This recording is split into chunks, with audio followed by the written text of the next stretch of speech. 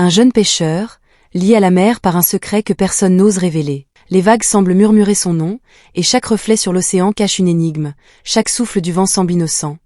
Jusqu'au jour où la vérité refait surface. Que feriez-vous si tout ce que vous croyez savoir sur votre vie n'était qu'un mensonge? Et si la personne qui vous a élevé avec amour vous avait caché un secret capable de bouleverser votre destin? Seriez-vous prête à affronter la vérité, même si elle vous emmène au cœur des profondeurs les plus mystérieuses de la mer? Ce que vous allez découvrir pourrait changer à jamais votre vision du courage, de l'amour et du destin.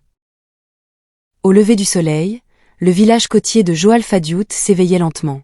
L'air salé de l'océan caressait les maisons faites de coquillages, pendant que les coqs chantaient au loin et que les femmes balayaient le sable devant leurs portes. Les pirogues colorées alignées sur la plage attendaient leur maître, prêtes à affronter la mer. Parmi les pêcheurs se trouvait Malik, un jeune homme courageux au regard profond. Sa pirogue, vieille et abîmée par le temps, était tout ce qu'il possédait. Il l'appelait Niaharé, ce qui signifie espoir. Chaque matin, bien avant l'aube, Malik partait seul affronter les vagues. Il pêchait non pas pour devenir riche, mais simplement pour nourrir sa mère, Mamaïda, qui tombait malade de jour en jour. Leur cabane était petite, faite de planches et de coquillages. Et pourtant, chaque fois que Malik franchissait le seuil, il y trouvait la chaleur d'un foyer. Sa mère l'attendait toujours, les mains jointes, priant pour son retour. Il était tout ce qu'elle avait, et elle, tout ce qu'il aimait au monde. Malik était différent des autres jeunes du village. Depuis son enfance, il semblait lié à la mer d'une façon mystérieuse. Il pouvait sentir le changement du vent avant la tempête. Il écoutait le chant des vagues comme s'il comprenait un langage secret. Certains anciens disaient de lui: ce garçon a quelque chose d'étrange dans le regard. On dirait que la mer l'appelle. Ce soir-là, alors que le soleil disparaissait lentement à l'horizon, Malik rentrait bredouille. Ses filets étaient vides, mais son esprit, lui, était plein de pensées. Soudain, une brise légère effleura son visage. Et dans le souffle du vent, il entendit une voix. Une voix douce, lointaine, presque irréelle, qui murmurait son nom. Il s'arrêta net. Le cœur battant, il scruta la surface de l'eau, mais il ne vit rien, si ce n'est le reflet rouge du crépuscule dansant sur les vagues. Il resta là quelques instants, immobile, cherchant à comprendre. Était-ce le vent? Était-ce un rêve? Finalement, il secoua la tête, rangea ses filets, et poussa sa pirogue vers la rive. Le ciel s'assombrissait doucement, et le chant des grillons annonçait la nuit. Malik ignorait encore que ce murmure dans le vent n'était pas un simple hasard. Ce soir-là, sans le savoir, il venait de poser le premier pas vers un secret qui changerait sa vie à jamais. Cette nuit-là, le vent soufflait doucement à travers les palétuviers et les maisons du village de Joal Fadiout. Malik s'assit sur le bord de sa pirogue, le collier de coquillages serré dans sa main, et regarda l'océan scintiller sous la lueur de la lune. Le murmure qu'il avait entendu plus tôt lui revenait en mémoire. Était-ce un rêve ou la mer qui lui parlait réellement?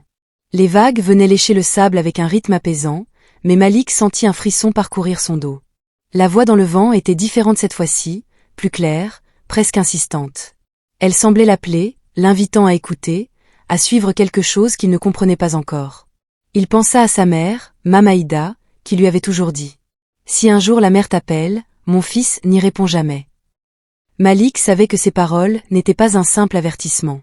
Elles cachaient une vérité plus profonde, un secret qu'il devait découvrir. Le jeune pêcheur sentit une impulsion qu'il ne pouvait ignorer. Il se leva, laissant sa pirogue doucement flotter sur les vagues, et marcha vers le rivage. Chaque pas semblait résonner avec le murmure de la mer. Il sentit dans son cœur que ce soir-là, quelque chose allait changer pour toujours. Alors que la lune se reflétait sur les eaux sombres, Malik leva les yeux et murmura à son tour: qui es-tu? Que veux-tu me dire? Le vent répondit à peine, comme un souffle de promesse. Malik sentit son destin se rapprocher, mystérieux et puissant. Et il sut qu'il ne pourrait plus jamais ignorer l'appel de la mer. Le lendemain matin, Malik partit en mer comme à son habitude, emportant sa vieille pirogue Niaharé et ses filets usés. La brise était légère et le ciel clair, mais quelque chose dans l'air lui donna un étrange pressentiment. Il lança ses filets et attendit, scrutant l'horizon, lorsque soudain, quelque chose s'accrocha à la corde. En tirant, Malik découvrit un collier étrange, fait de coquillages bleus étincelants et d'un cristal lumineux qui semblait capter la lumière du soleil. Il n'avait jamais vu un objet pareil. Le cœur battant, il le prit dans ses mains, fasciné par sa beauté. À peine avait-il mis le pied sur le sable que sa mère, Mamaïda, surgit de la cabane. Ses yeux s'écarquillèrent en voyant le collier, et ses mains tremblèrent. Malik, Où as-tu trouvé ça? Demanda-t-elle d'une voix qui trahissait la peur et l'inquiétude. Dans mes filets, maman, auprès du rocher des esprits. Mame Aïda s'effondra sur un banc, la tête entre les mains, comme si le collier venait de réveiller un souvenir trop lourd à porter. Alors, le moment est venu, murmura-t-elle enfin. Le collier n'était pas seulement un objet précieux. Il portait en lui un secret ancien, un secret lié à sa famille, à la mère, et à quelque chose qu'il n'était pas encore prêt à comprendre. Pour la première fois, Malik sentit que sa vie allait changer pour toujours. Le vent souffla à nouveau, plus fort cette fois, faisant vibrer les coquillages du collier. Comme si la mer elle-même voulait lui montrer le chemin vers un mystère qu'il devait découvrir. Cette nuit-là, la lune baignait le village de Joal Fadiout d'une lumière douce et argentée. Malik était assis près du feu dans leur petite cabane, le collier mystérieux posé sur ses genoux. Mame Aïda semblait hésiter à parler. Ses yeux, habituellement remplis de chaleur et de sourire, étaient maintenant chargés de lourdes inquiétudes. Après un long silence, elle prit une profonde inspiration et murmura. Malik, il est temps que tu connaisses la vérité. Malik sentit son cœur se serrer. Il avait toujours su que quelque chose le différenciait des autres enfants du village, mais il n'avait jamais imaginé que cette différence cachait un secret si ancien. Mame Aïda commença à raconter. Il y a 18 ans, une tempête terrible avait frappé la côte. Les vagues étaient gigantesques, et la mer semblait vouloir tout engloutir. C'est au milieu de cette tempête qu'elle avait trouvé un panier flottant, attaché à un amas de coquillages scintillants. À l'intérieur, il y avait un bébé qui ne ressemblait à aucun autre. Je l'ai pris dans mes bras et j'ai su que je devais l'élever, dit-elle en tremblant. Ce bébé, Malik, c'était toi. Ta vraie mère, elle n'est pas de ce monde. Elle venait de la mer. Les anciens disaient qu'elle était la reine des profondeurs. Elle t'a confiée à moi pour te protéger des dangers des hommes et de l'océan. Malik sentit un mélange de choc et de fascination l'envahir. Il avait grandi parmi les humains, mais maintenant, il comprenait qu'une partie de lui appartenait à quelque chose de plus grand, de plus mystérieux. Alors, la voix que j'ai entendue, la mère m'appelait? Demanda-t-il à voix basse. Oui, et elle continuera jusqu'à ce que tu trouves ton chemin. Malik passa le reste de la nuit à regarder le collier, ses doigts effleurant les coquillages et le cristal lumineux. Chaque reflet semblait lui chuchoter des secrets anciens, des promesses et des avertissements. Il savait qu'il ne pourrait plus jamais ignorer l'appel de l'océan, et que sa vie venait de basculer vers un destin qu'il n'avait jamais imaginé. À l'aube, le jeune pêcheur contempla les vagues argentées qui s'étendaient à perte de vue. Pour la première fois, il comprit que le mystère de la mer n'était pas seulement une légende. C'était sa propre histoire, et elle venait à peine de commencer. Les jours qui suivirent la révélation furent étranges pour Malik. Il continuait à pêcher, à vivre sa vie quotidienne, mais quelque chose avait changé en lui. Ses gestes, ses regards, son attitude. Les villageois le remarquant, murmurant entre eux, et certains le regardaient désormais avec suspicion. On disait dans les ruelles. Vous avez vu Malik? Il parle aux vagues, il est différent. On raconte que c'est l'enfant de la mer, celui que les esprits protègent. Les pêcheurs, autrefois ses compagnons de travail, commencèrent à l'éviter. Ils murmuraient que la mer avait choisi Malik pour un destin mystérieux et qu'il portait la malédiction des profondeurs. Les enfants se moquaient de lui en chantant. L'enfant des vagues, l'enfant des esprits. Malik, lui, écoutait en silence. Il sentait une colère sourde monter en lui, mais aussi une curiosité brûlante. Pourquoi la mère l'appelait-elle ainsi? Et pourquoi ce secret, gardé par sa mère depuis tant d'années, semblait-il maintenant vouloir se révéler au monde entier? Un soir, alors qu'il rentrait de la pêche avec quelques poissons dans ses filets, il s'assit sur le rivage et observa l'océan. Le vent soufflait fort, et les vagues semblaient danser pour lui. C'était comme si la mer elle-même voulait lui parler à travers les murmures du vent et le clapotis de l'eau. Malik savait qu'il ne pourrait plus jamais vivre comme avant. Les murmures du village ne faisaient que confirmer ce qu'il sentait au fond de son cœur. Il devait trouver la vérité sur ses origines, découvrir ce que la mer lui réservait, et comprendre le rôle qu'il devait jouer entre les hommes et l'océan. Cette nuit-là, sous la lueur de la lune et le chant des vagues, Malik prit une décision. Il prendrait la mer seul, s'aventurerait là où personne n'osait aller, et affronterait ce destin mystérieux qu'il appelait depuis sa naissance. Il savait que le chemin serait dangereux, mais il sentait aussi que la vérité, quelle qu'elle soit, valait tous les risques. Les murmures du village s'intensifiaient, mais Malik, le jeune pêcheur devenu messager des vagues, avait enfin trouvé le courage de suivre son propre destin. Cette nuit-là, Malik prit sa pirogue Niaharé et s'aventura loin du rivage de Joal Fadiout. La lune éclairait l'océan d'une lueur argentée, et les vagues scintillaient comme des milliers de petits diamants flottants à la surface de l'eau. Chaque coup de rame semblait le rapprocher d'un monde qu'il n'avait jamais connu, un monde rempli de mystères et de promesses anciennes. Le vent soufflait fort, faisant tanguer la pirogue, mais Malik ne ressentait pas la peur. Au contraire, il sentait une force étrange le guider, comme si la mer elle-même lui montrait le chemin. Le collier de coquillages brillait doucement autour de son cou, illuminant ses mains lorsqu'il touchait la rame. Chaque scintillement semblait murmurer son nom, l'invitant à continuer. Les heures passèrent et le village disparut peu à peu derrière lui. Seules les étoiles et le reflet de la lune lui servaient de repère. Malik sentit une vibration dans l'air, un frisson qui parcourait l'eau, et comprit que quelque chose l'attendait au-delà de l'horizon. Alors qu'il approchait d'un banc de brume mystérieux, une île apparut devant lui. Elle semblait irréelle, suspendue entre la mer et le ciel, avec des rochers blancs et des plages scintillantes qui brillaient comme de l'argent. Aucune carte ne la mentionnait, aucun pêcheur ne l'avait jamais aperçue. C'était comme si la mer l'avait créée spécialement pour lui. Malik accosta doucement, le cœur battant. L'île était silencieuse, mais chaque bruit semblait amplifié. Le clapotis des vagues, le froissement des palmiers, le souffle du vent. Il sentit que cette île détenait des réponses à toutes les questions qu'il s'était posées depuis sa naissance. Alors qu'il avançait sur le sable, le collier autour de son cou se mit à briller plus intensément. Une voix douce, lointaine mais familière, murmura. « Bienvenue, Malik, ton destin t'attend. » Le jeune pêcheur inspira profondément, sentant l'adrénaline et l'émotion se mêler. Il savait que cette île n'était que le début d'un voyage dangereux et incroyable, un voyage qui le conduirait au cœur de la vérité sur ses origines, sur la mer et sur lui-même. Pour la première fois de sa vie, Malik comprit que son aventure venait à peine de commencer, et que rien ne serait plus jamais comme avant. Malik marcha lentement sur le sable argenté de l'île mystérieuse, ses pieds laissant des empreintes qui disparaissaient presque aussitôt sous la brume légère. Autour de lui, l'air était chargé d'une énergie étrange, comme si chaque grain de sable, chaque vague et chaque souffle de vent lui parlait. Puis, au détour d'un rocher scintillant, il la vit.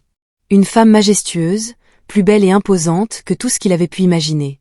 Ses cheveux flottaient comme des vagues, ses yeux brillaient comme les étoiles sur l'océan, et sa peau semblait capter la lumière de la lune.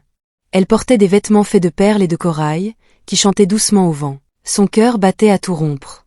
Il sentit une puissance et une douceur en elle, une force ancienne qui semblait capable de contrôler la mer elle-même. La femme sourit et dit d'une voix douce mais profonde. « Mon fils, tu es enfin revenu. » Malik sentit les larmes lui monter aux yeux. Il avait grandi en pensant que sa mère était Mamaïda, la femme qu'il avait élevée avec amour. Et maintenant, il se tenait face à sa vraie mère, une reine venue des profondeurs de l'océan, qui lui appartenait depuis toujours et qui l'attendait depuis 18 ans. Elle s'avança vers lui, chaque pas faisant scintiller les coquillages et les vagues autour d'eux. « Malik, tu es l'enfant des deux mondes, celui de la terre et celui de la mer. Depuis ta naissance, la mer t'a protégé, t'a guidé et t'a préparé pour ce moment. » Malik tremblait, incapable de trouver les mots. Tout ce qu'il avait connu jusqu'ici, sa vie à Joal Fadiout, sa mère adoptive, ses amis, ses peurs et ses rêves, semblaient converger à cet instant. La reine des profondeurs lui tendit les mains. « Viens avec moi, mon fils. Découvre le monde dont tu es le fils légitime, apprends la vérité sur ta famille et ton destin. » Malik baissa les yeux, pensant à Mamaïda, celle qu'il avait élevée, nourrie et protégée. Il savait que choisir cet univers merveilleux et mystérieux signifiait laisser derrière lui ceux qu'il aimait le plus. Mais une partie de lui savait aussi qu'il devait comprendre qui il était réellement. Pour la première fois, il sentit la mer et le ciel, le sable et les étoiles, tout l'univers conspirer pour le guider. Il inspira profondément, les yeux brillants de larmes et de détermination, et se prépara à entrer dans un monde qu'il n'avait jamais imaginé. Cette rencontre, sur cette île mystérieuse, était le début d'une aventure bien plus grande que tout ce qu'il avait connu. Une aventure qui révélerait les secrets de la mer, de sa famille, et de son propre destin.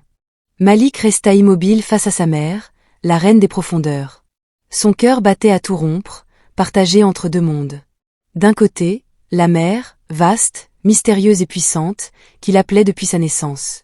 De l'autre, le village de Joal Fadiout, sa mère adoptive, Mamaïda, et tout ce qu'il aimait sur la terre ferme. La reine des profondeurs s'approcha, ses yeux emplis de tendresse et de puissance. « Mon fils, le moment est venu de choisir. Tu appartiens aux deux mondes, mais un seul peut être ton foyer. Avec moi, tu découvriras les secrets de la mer, apprendras à contrôler les vagues, à communiquer avec les esprits et à régner sur un royaume invisible aux yeux des hommes. » Malik sentit une boule se former dans sa gorge. Il pensa à Mamaïda, qu'il avait élevée seule, qui avait sacrifié sa vie pour lui, et qu'il aimait sans rien demander en retour. Comment pouvait-il abandonner cette femme, sa famille, pour rejoindre un monde qu'il ne connaissait que par légendes et murmures. « Et si je choisis le village ?» demanda Malik d'une voix tremblante. « Alors tu vivras parmi les hommes, avec ton cœur humain, mais tu ne connaîtras jamais tout ce que la mer a à t'offrir, » répondit la reine. Le vent souffla plus fort, faisant danser les perles et le corail sur sa robe. Le collier autour du cou de Malik scintilla, comme pour lui rappeler que son destin était unique et fragile. Il ferma les yeux, respirant profondément, et visualisa la petite cabane de sa mère adoptive, le marché animé du village, les rires des enfants, et même les vagues qu'il affrontait chaque matin. Un sentiment clair s'imposa à lui, l'amour et la loyauté peuvent parfois être plus puissants que le destin lui-même. Les larmes aux yeux, Malik se tourna vers sa mère des profondeurs et dit avec détermination. « Mon cœur appartient à celle qui m'a élevé, qui m'a aimé sans savoir que j'étais spécial. Je resterai avec les miens, sur la terre, mais je promets de toujours respecter et honorer la mer. » La reine des profondeurs le regarda longtemps, silencieuse, puis esquissa un sourire triste mais fier. « Ton choix montre la force de ton cœur, Malik. Sache que la mer te protégera toujours, peu importe où tu es. » À cet instant, Malik sentit un frisson parcourir son corps. La mer semblait l'accepter, l'embrasser avec une vague douce, comme une promesse silencieuse. Il savait que, même s'il avait choisi le monde des hommes, il était lié à l'océan à jamais. Cette nuit-là, sous la lumière de la lune, Malik comprit que le véritable courage n'était pas seulement de suivre son destin, mais aussi de choisir avec son cœur. Et il sut que sa vie ne serait plus jamais la même. Les années passèrent à Joal Fadiout, et Malik devint un jeune homme respecté et admiré dans tout le village. Chaque matin, il partait en mer, comme il l'avait toujours fait, mais désormais, il le faisait avec un cœur serein et une confiance nouvelle. Les vagues semblaient lui parler, les vents l'accompagnaient, et chaque coquillage scintillant sur le rivage lui rappelait son lien unique avec la mer. Les villageois, autrefois méfiants, avaient appris à respecter le jeune pêcheur. Ils l'écoutaient raconter ses aventures avec humilité et sagesse, et les enfants s'asseyaient autour de lui, fascinés par ses récits. Il leur enseignait que la mer n'était pas seulement un lieu de travail, mais un monde vivant, rempli de mystères, de beauté et de leçons. Malik n'oublia jamais Mamaïda, celle qu'il avait élevée avec amour et courage. Il savait que son choix de rester sur la terre n'était pas un refus de son autre monde, mais un hommage à celle qui lui avait donné la vie et l'affection sans condition. Et chaque soir, lorsque la lune se reflétait sur les vagues et que le vent soufflait doucement, on disait que l'on pouvait entendre la voix de la reine des profondeurs. Elle veillait sur son fils, lui rappelant que, peu importe où il était, la mer et les hommes pouvaient coexister dans son cœur, guidés par la loyauté, le courage et l'amour. Ainsi naquit la légende du fils de la mer, celle d'un jeune pêcheur qui avait bravé les vagues, découvert des secrets anciens, fait des choix difficiles et trouvé sa véritable place dans le monde. Une légende qui se racontait de génération en génération, inspirant respect, espoir et émerveillement pour tous ceux qui écoutaient le chant des vagues. Malik savait désormais que la mer ne garde jamais ses secrets éternellement, et que chaque secret révélé pouvait transformer la vie de ceux qui avaient le courage de l'écouter. Et à chaque lever de soleil, à chaque retour de la pirogue sur le rivage, il souriait, reconnaissant envers la mer, envers sa mère adoptive, et envers le destin qui l'avait guidé jusque-là. Ainsi se termine l'histoire du fils de la mer. Un jeune pêcheur devenu légende, portant dans son cœur le mystère, l'amour et la sagesse de deux mondes à jamais liés. Alors, que retenez-vous de cette histoire? Partagez vos impressions dans les commentaires, je suis curieux de savoir ce que vous en pensez. Et restez attentifs. Une nouvelle histoire pleine de mystères et d'émotions arrivera dans quelques jours. Abonnez-vous et activez la cloche pour ne pas la manquer. Si cette histoire vous a touché, laissez un « j'aime » et partagez-la avec vos proches. Chaque geste compte, et quelqu'un pourrait avoir besoin d'entendre cette leçon aujourd'hui. Merci pour votre temps et votre soutien. Je vous retrouve très bientôt pour une nouvelle aventure bouleversante.